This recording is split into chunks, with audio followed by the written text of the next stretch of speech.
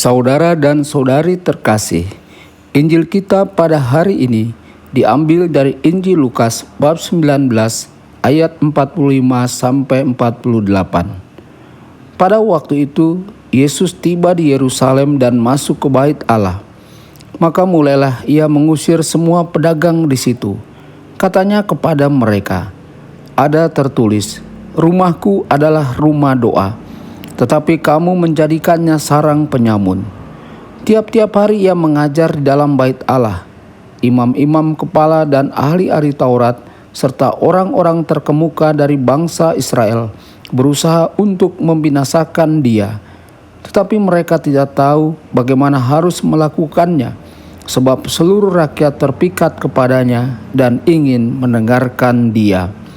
Demikianlah sabda Tuhan. Terpujilah Kristus.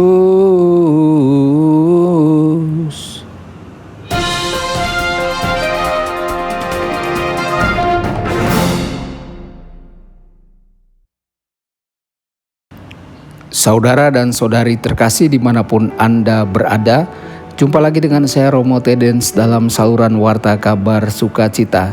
Semoga Anda semua dimanapun berada tetap dalam keadaan sehat dan senantiasa bahagia. Saudara dan saudari, penginjil Lukas hari ini setelah menggambarkan perjalanan Yesus menuju Yerusalem, menghadirkan Yesus saat Yesus melakukan aktivitasnya di bait suci. Setelah pintu masuk orang yang diutus Tuhan ke Yerusalem melewati pintu di sebelah timur, bait suci menjadi tempat pertama di mana Yesus melakukan aktivitasnya. Kepergian Yesus ke bait suci bukan hanya aktivitas Yesus secara personal, tetapi juga menyangkut banyak muridnya tentang hubungan mereka dengan Allah. Penginjil Lukas menyajikan episode pertama persiapan untuk masuknya Yesus ke dalam bait suci dan realisasinya. Kemudian mengikuti adegan di mana kita menemukan bagian dari liturgi hari ini, penyataan dirinya di bait suci dan pengusiran para penjual dari bait suci. Saudara-saudari, apa yang dilakukan Yesus tidak memiliki nilai politis tetapi punya arti kenabian seperti nubuat Maleaki. Dan tiba-tiba Tuhan yang kamu cari akan datang ke bait-Nya. Tindakan Yesus mengusir para penjual dari bait suci disertai dengan dua referensi kitab suci. Kitab Nabi Yesaya bab 56 ayat 7. Rumahku akan disebut rumah doa. Bait suci adalah tempat di mana Yesus kembali kepada Bapa. Kegiatan komersial dan bisnis telah menjadikan bait suci sebagai sarang para penyamun dan telah menghilangkan fungsinya sebagai tempat berjumpa dengan Bapa. Lalu referensi kedua dari kitab suci diambil dari kitab Nabi Yeremia bab 7 ayat 11. Sudahkah menjadi sarang penyamun di matamu, rumah yang atas namaku diserukan ini?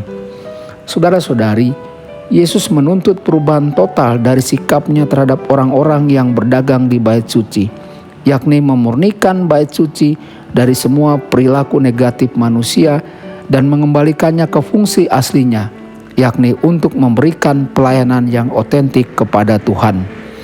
Dengan mengusir para pedagang dari bait suci, maka terpenuhilah nubuat Zakaria. Tidak akan ada lagi pedagang di rumah Tuhan semesta alam pada waktu itu. Saudara-saudari, kata-kata Yesus di bait suci ini tidak ditujukan untuk memulihkan kemurnian ritual seperti yang dimaksudkan oleh para zelot. Niat Yesus melampaui kemurnian kultus. Bait suci bukanlah pekerjaan yang dilakukan oleh usaha manusia. Kehadiran Tuhan tidak terikat pada aspek materialnya. Pelayanan Tuhan yang otentik dilakukan oleh Yesus melalui pengajarannya. Karena khotbah ini, para imam besar dan ahli-ahli Taurat berusaha untuk melenyapkan Yesus. Di dalam bait Allah ini, Yesus melakukan pengajaran yang sangat penting karena bait Allah juga menjadi tempat bagi orang-orang Yahudi. Penyebaran sabda Allah oleh Yesus dimulai ketika Yesus masih berusia 12 tahun di bait suci di antara para ahli Taurat.